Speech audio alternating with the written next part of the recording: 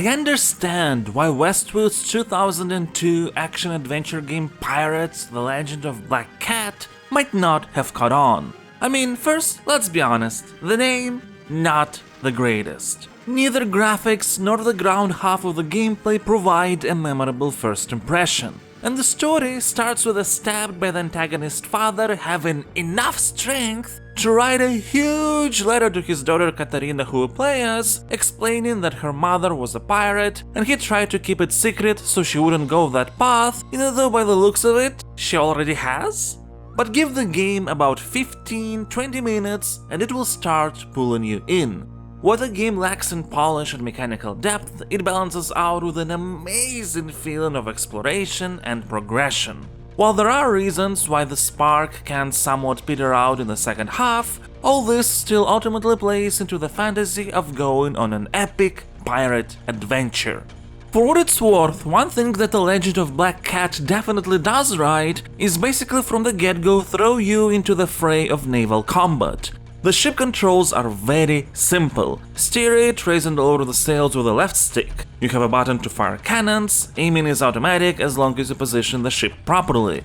There is a speed boost, this is by no means a realistic game, and a use item button. Items include things like wood and cloth to repair your hull or sails, different ammo types like chain shots or sting bombs, as well as figureheads you find in various treasure chests. Each figurehead represents a special ability for your ship. At the start you have only the dolphin one, which launches a super powered up shot. My favorite has got to be the ram though. Might not be as impressive as sending lightning onto enemies, but it's fun to destroy ships by speed boosting into them. Though you have to be somewhat careful about your hull status there as well, since opponents can still fire at you. Of course, there is nothing inherently wrong with any kind of simplistic core gameplay, it's just in such cases the game has to engage players through different means. In the case of Pirates, enemy variety and progression. At first the game handles that very well. There are several types of ships you will fight, each stronger than the last, as well as various forts and towers. You start on a pretty small gunboat with only a couple cannons and have to work your way up to a galleon. When you're still the weakest pirate at sea is when the naval gameplay is most interesting, since then you have to resort to actual tactics to be able to get ahead. Destroy sails with chain shots so the enemy ship wouldn't be able to get into a proper firing position, throw sting bombs to avoid getting shot since your health is still pretty low, and find a place from which you can hit a fort because the amount of cannons there can hurt you real bad. Sometimes you even have to escape from battles because it's real overwhelming, and getting back with a bigger ship and more cannons feels really satisfying in this case. The problem is that after 1/3 of the game, this feeling of satisfaction sort of doesn't happen anymore. There is still progression in the form of figureheads, which at least allows you to deal with enemies faster than before, but outside of an occasional boss battle like one of the ghost ship or a sea demon, there is not much happening in that regard. Even in the locations where you swim in literal lava. As a result, eventually you stop fighting unless you really have to and just swim past all enemies. Ships do leave loot, but most of it is replenishing of resources you spend while fighting them, so why bother if you could just try to speed boost as fast as possible to the next island? But for what it's worth, the ground gameplay manages to provide the necessary variety and feeling of progression for a while longer. The core mechanics on land are also very simple. You can run, jump, double jump, hit with your sword, there's only one combo unless you count the jump attacks, perform a special move which can be overcharged to be made even more powerful, and use various items from your inventory. Also, dig up and open treasure chests. This also would be reliant on extrinsic factors to sustain enjoyment. Luckily, there's much more enemy variety and satisfying feeling of progression to be found in this mode. You'll face not only standard pirates with swords, guns and explosive kegs, but also teleporting stereotypical natives, flying idols, crabs, skeletons, giant apes, and even bigger yetis who love to lob snowballs at you. And while you can technically beat them all by just mashing the attack button and sometimes using the special ability, it is the variety of items that actually makes combat satisfying and enjoyable. From throw knives to fire tikis that rain down fireballs on your opponents, a voodoo doll which makes them attack one another, invisibility tikis so you could just run past unnoticed, there is a lot of that kind of stuff. This is how the Legend of Black Cat can suck you in, at least for a while. The whole loop of exploring, finding something that makes you more rich and powerful, and then using it to upgrade your ship or get more consumables and explore some more. This is not an open world game in the sense that there is no limits in world space. It's actually divided into specific areas and you need various maps and charts to unlock new locations with a varying number of islands each. The thing is, the game never specifically states which of your goals is mandatory for progression or not, and you never know which island is required to go through the story. Which is not a bad thing, because in absolutely every location there's something neat that will progress you forward, including absolutely optional bosses. On one island I found this giant crab. To defeat him, you need to hit him in the eye whichever way you can to stun, use an explosive keg to make him fall over, and then do some actual damage. Handling this boss gives you the stone key, meaning you can now open all stone chests scattered around the islands that you couldn't before. And by the way, trying to open a chest you can't yet adds their icon on the map, which is a very helpful quality of life feature. In one of the stone chests that I couldn't open before on a different island, I found some ice tikis, a special item which transforms all enemies into icicles and, if they're not a boss, makes them die from a single attack.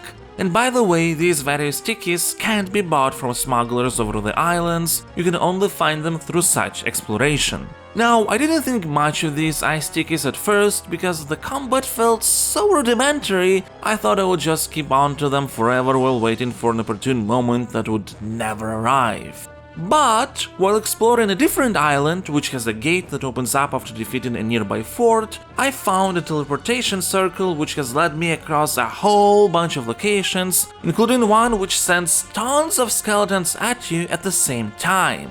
Now, of course, I could just try and smack them the traditional way and waste some time, but I remembered the ice tikis I had now, and they were very effective. At the end of this teleportation ring chain lies a chest with a new figurehead for your ship. You can see how this kind of stuff can form a very satisfying loop, especially considering that nothing of what I have mentioned has been mandated by the game in any way. I was acting out of my own curiosity, and it worked even though in terms of actual mechanics everything is exceptionally simple. But simple is what actually helps to keep you engaged. Besides chests just standing there on the ground, there's a bunch beneath it. Sometimes Katarina will exclaim how she smells treasure nearby. I'm sensing buried treasure nearby. You have to follow the vibration pattern of your controller to dig the chest up and open it. There is absolutely zero animation for either of the actions. When you press to dig, the chest pops out of the ground immediately, and you don't even have to face it properly to open it. And after you do, you can just go on your way as items from that chest appear on the right side of the screen, with a rain of gold coins if it's money. This sort of stuff is not something I would call a lack of polish, but rather a smart way to keep the pace of the game as brisk as possible, which is fitting for its style. There is a problem, however. Eventually, this loop also starts to become stale. Perhaps one could say that even for a game that takes on average 10 to 12 hours to complete, if you try to explore a bunch, it has too many islands for its own good, as there is not enough gameplay elements to sustain consistent variety, even though the Legend of Black Cat really tries.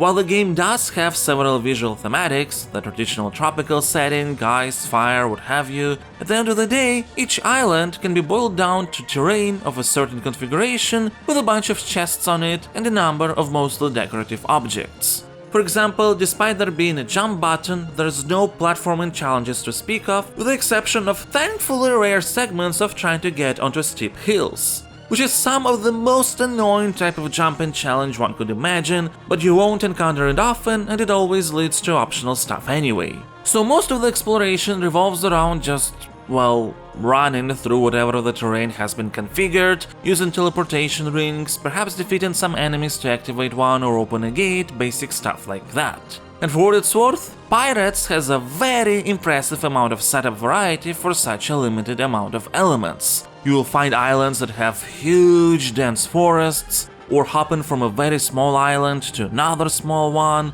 You'll find islands where you have to climb higher and higher as you go through various combat gauntlets, or an island full of apes. There's only so much I can do with the terrain configuration before running around to find treasure starts to become somewhat boring. Even the sense of power doesn't really help, since you will eventually get to a point where you have found so much loot that even the bosses won't stand a single chance against you despite the attempted variety within their fights. But I also can understand why Pirates is set up the way it is, and while I don't know anything about the development history behind this game, I think it's safe to assume that it was intended to be a much more ambitious project considering the tech behind it. You see, despite the naval and ground gameplay being separate, they're actually happening on the exact same map. There's only a transition animation that separates the two, but otherwise every location is a persistent world, which is very impressive for a game that was released on Xbox and PS2.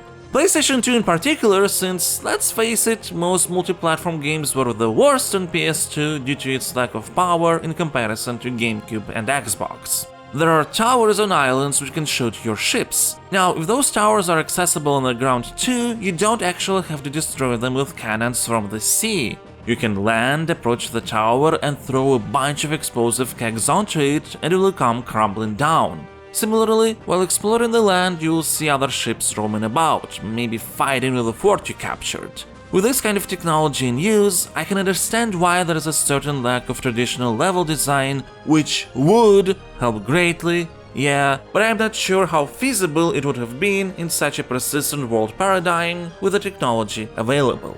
So it's also understandable why, in terms of pure graphical fidelity, Pirates: The Legend of Black Cat might not be the most impressive game out there, particularly when you look up close. But honestly, I still think the game looks very good due to the artistry. It has a very striking and effective use of colors. Combined with the fact how each different location, even within the same set of thematic islands, is set to a different time of day, there's still a lot of impressive imagery to be found. And to be quite honest, that is one of the game's aspects that never got old. And on this more positive note, I think it's time we rank Pirates: The Legend of Black Cat with my Stasocritic scoring system. Stasocritic rating consists of 5 different categories of various weights, each having 11 scores with their own criteria. The most important of those categories is design with its weight of 4, as that's what defines our experience the most. Now, during the first half of the game, I was sure I'd assign a 7 to Pirates. The gameplay was fairly simple, sure, but the overall sense of exploration and progression felt great. I previously gave some examples why. But sadly, even though the game tries, it can't really keep that up in the second half, which, despite following similar principles, feels far more like you're just going through the motions, that sadly get the feeling like a 6 would be a more appropriate score. In its current configuration, the game had to end far sooner to keep that 7. Then we have emotions with a weight of 3. This is an important category because you can still greatly enjoy games that are flawed, and this is precisely what happened with The Legend of Black Cat, and why I will assign an 8. Similarly to design, this category would probably have a point higher if based on only the first half of the game, but I can't deny that later on I found myself just skipping a bunch of stuff and trying to find the fastest way to the ending due to the lack of variety to keep the progression and exploration loop consistently engaging. The next category is cohesion. It has a weight of 2 and it's all about how well different aspects of a game connect together. I haven't mentioned this before, but The Legend of Black Cat is a pirate game where its pirate protagonist does not like to touch water at all. Again, from a technical perspective, I can understand why, but if we talk about game experience, it does feel sort of arbitrary, as do most other elements from the game. I mean, we can swim on lava with our wooden ships. That being said, the overall experience of exploration and progressing is strong and consistent enough that I feel a 6 would still be appropriate. Context is all about things that, well, provide context to the player. The narrative, characters, personal stories to get through mechanics, world building, and so on. You might find that I have barely discussed this aspect, and that's honestly because there is barely anything to discuss. Besides, most of the time you just go around exploring islands and finding more stuff. The world is random. Again, lava seas. The characters are mostly unremarkable, though some of them are quirky in ways that can be funny. It will help to protect you and keep you safe. But where? No, off with you. I must brush my hair. 1,000 strokes. No more, no less. 1. And sadly, Pirates is another lesson of how you shouldn't include very direct sequel hooks if the possibility of a sequel is under question. And that's where you're wrong, Old Salt.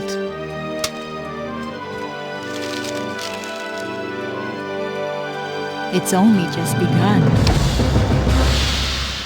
That being said, the personal journey you go through and the player stories that can be created, one most particularly memorable for me I shared during this video, is strong enough that I would feel comfortable with assigning a 6 rather than a 5. And finally, there's aesthetics. Not much to discuss about things we haven't already, except voice acting, I guess. It's fine. Pre-rendered cutscenes are also fine enough for their time at least, though I think they'd work even better without awkwardly animated boob jiggle. And in terms of gameplay aesthetics, as we have discussed already, it might not seem as impressive when you examine the details, but the game still looks and sounds good due to the artistry of it. So, overall, an 8 it is. Which, should we take all scores and their weights into account, brings us to a total Stasocritic rating of 67. Now, Stasocritic is not Metacritic. I use the full breadth of possible numerical values, so most games will actually land somewhere between 50 and 70. And 67 means that it's a really nice game, you just have to be aware of what flaws to expect to decide for yourself if it's something you're willing to live with or not. Maybe Pirates: The Legend of Black Cat is not something that I would call a hidden gem, but I do think that it's somewhat underrated and deserves to be enjoyed by more people, because despite its flaws, I certainly have enjoyed it, and if you like satisfying exploration and progression loops in games that don't hold your hand, then I think you'll find something to like here too, at least for several hours. Thanks for watching, and don't forget to like the video and leave a comment.